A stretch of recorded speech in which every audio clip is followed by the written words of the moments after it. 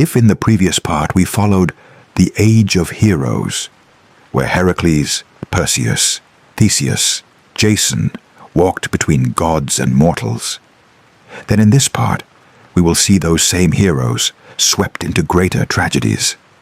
Not only monsters or labyrinths, but entire cities, entire kingdoms, all falling together into the whirlpool of war. Let your shoulders soften. Breathe in a deep, slow breath, and then exhale very gently. Imagine in front of you an old map, spread across a wooden table under the flickering light of an oil lamp. On it, two names stand out: Thebes, lying deep inland in Greece, and Troy, the city of Troia, on the distant eastern shore. Those two cities, those two wars, are two different mirrors reflecting how humans push themselves to the edge.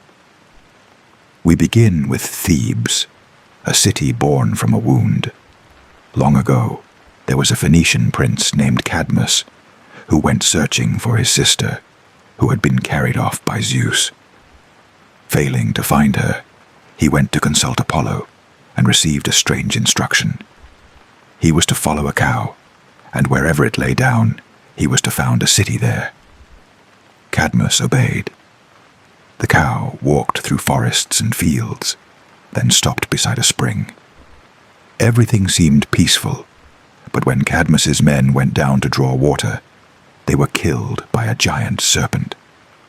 Cadmus slew that serpent, and following Athena's advice, took its teeth and sewed them into the ground. Out of the earth sprang armed warriors in armor, spears in hand, leaping up as if grown from the soil of hatred itself. They killed one another until only a few remained. Those survivors became the first noble families of Thebes. From its very birth, this city carried the sound of sword against shield, the blood of a serpent, and the intervention of the gods. Cadmus became king and married Harmonia, daughter of Ares and Aphrodite. At their wedding, the gods gave her a magnificent necklace, glittering like a blessing. But that necklace was cursed. Whoever wore it would draw tragedy into their life.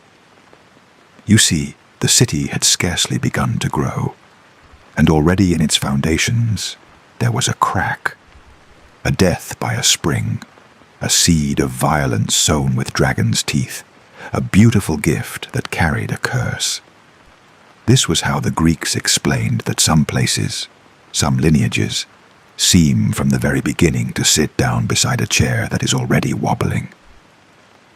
Across many generations, Thebes moved from prosperity to disorder. Then came the time of King Laius and Queen Jocasta. They received an oracle. If they had a son, that child would kill his father and marry his mother. The prophecy was like a knife drawn across the heart of a family. Laius was so afraid that when the baby boy was born, he ordered the child's feet to be bound and had him carried up into the mountains to die. But life always contains strange, unexpected hands. The shepherd could not bring himself to abandon the child, and instead gave him to another king to raise. The boy grew up with the name Oedipus, never knowing who he truly was, carrying only the faint scars on his feet as reminders of a rejected secret. When he became a man, Oedipus too heard a prophecy. He would kill his father and marry his mother. Horrified, he left home to avoid harming the people he believed to be his parents. Yet the very road he chose in order to run away led him to a crossroads where he quarreled with and killed a stranger, King Laius, his real father. Not far from Thebes, a monster with a lion's body, a woman's head and bird's wings, the Sphinx, was posing a riddle and killing anyone who answered incorrectly. The question was very simple. What walks on 4 legs in the morning, 2 legs at noon, and 3 legs in the evening? Oedipus answered, a human being The Sphinx threw itself from the cliff.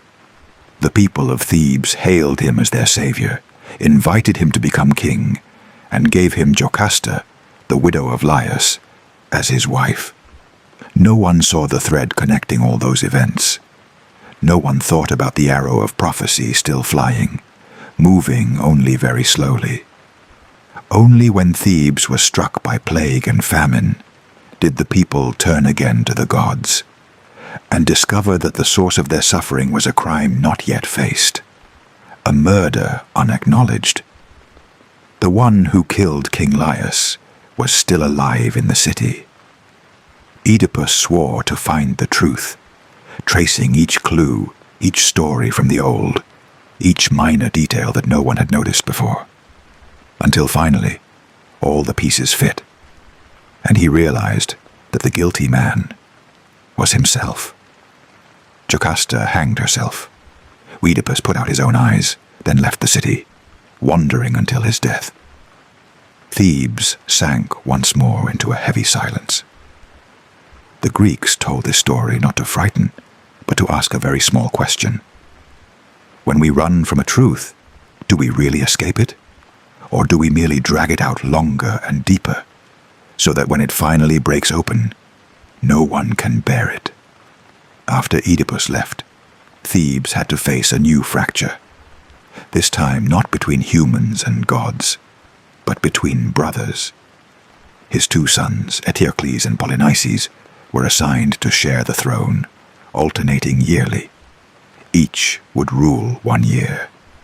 At first glance it seemed fair, but once he had tasted power, Eteocles did not want to step down. When his turn ended, he refused to leave the throne. Polynices, pushed aside, carried his bitterness to Argos, took a bride there, forged alliances, and ultimately brought an army back to lay siege to his own homeland. The Theban War, the 7 against Thebes, began in this way. Not from a desire to seize foreign land, but from a broken promise between two brothers. Imagine the people of Thebes at that time. They only wanted to live in peace, to till their fields, to raise their children. Yet because one agreement was not kept, the entire city was caught between two sides and dragged into a war it did not choose. In the eyes of the Greeks, that siege was not just the sound of drums and war horns, but also long nights of sentries standing upon the walls, listening to horses and clanking armor in the distance. It was mothers looking at two opposing armies and not knowing which side to pray for, because whichever side prevailed, their own household would still be broken.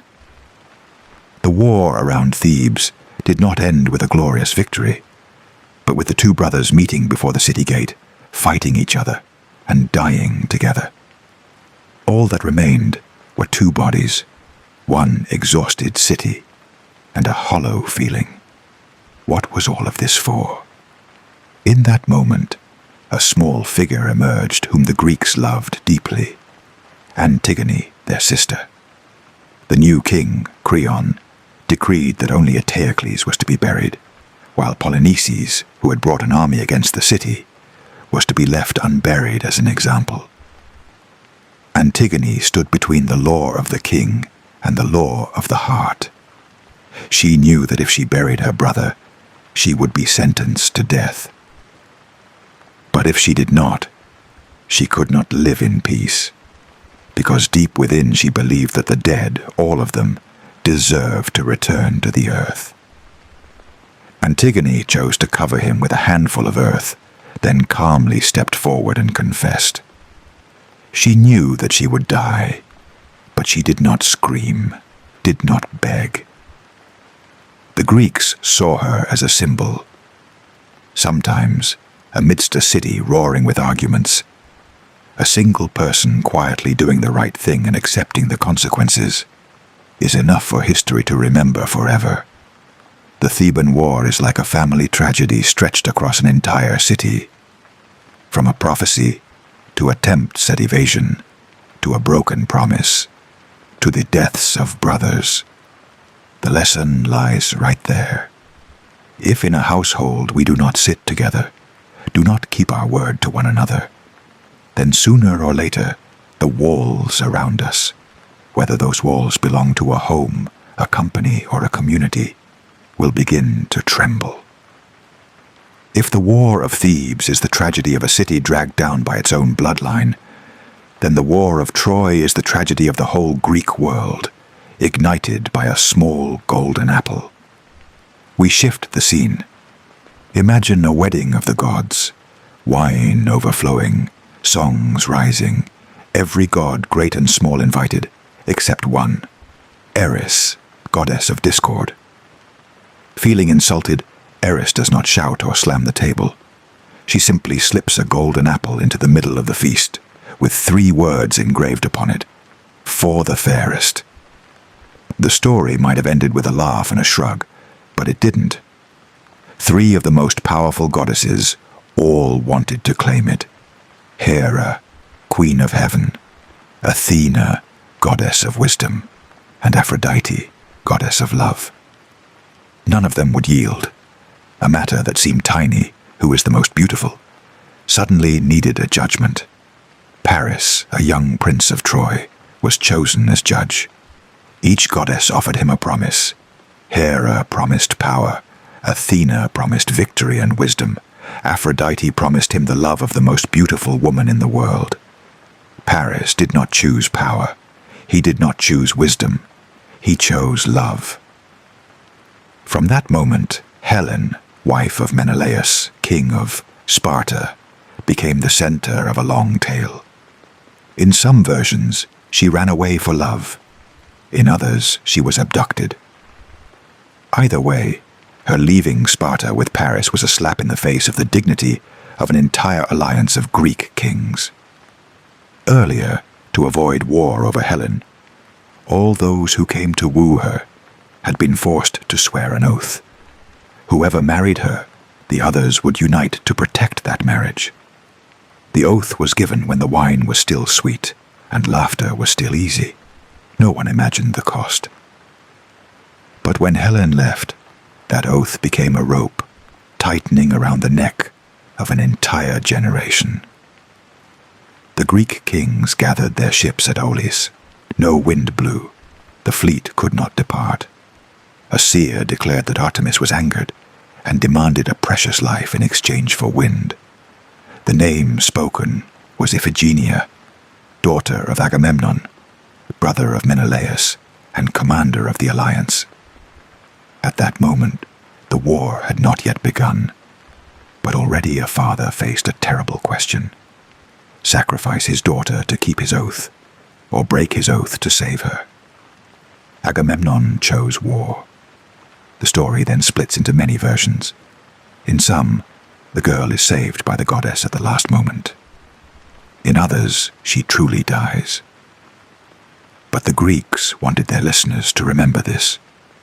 War does not begin with the first arrow loosed, but from the moment we agree to sacrifice what is closest and dearest for the sake of an honor, an oath, a pride we do not fully understand.